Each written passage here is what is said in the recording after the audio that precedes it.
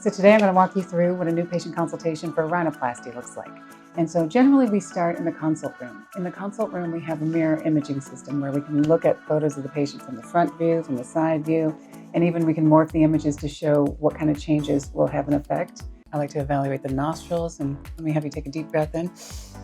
And she has nice, strong nostrils. They don't collapse. And that's important. After surgery, a lot of times people want a smaller nose, but we have to remember that the nose also has to be functional. So we want to make sure we leave the nose even stronger than what it started like. And then I like to look at the profile and see if there's any little areas of height that might need to come down to help balance the profile more. And then I always look at the tip angle and the angle between the lip and the tip and make sure that it's appropriate for the person's height and their gender. So for women, we want the tip up a little bit more. For men, we want it down a little bit more. But either way, we want it up enough that the nostrils are getting nice airflow. And then most importantly, we like to check on the inside of the nose. This is just a nasal speculum. So we're just going to hold your nostril open. And this is how we can evaluate the septum, or the inside of the nose, and the turbinates, the soft tissue that lives on the inside that helps to warm and humidify the air. Sometimes those are swollen or crowded, and we can surgically reduce those.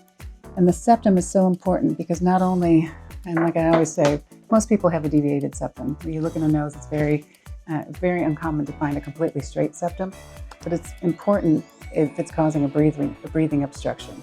Most of the time when we do surgery, we use a portion of that septal cartilage to help give us grafts and struts that we can use to support the nose after surgery, and sometimes even for tip grafts to create the cosmetic change that we want. But either way, that septum is very important to have looked at before your surgery. So once we finished our consultation and have looked at the photos and agreed upon the surgical changes that we're hoping to achieve, we then schedule a preoperative appointment.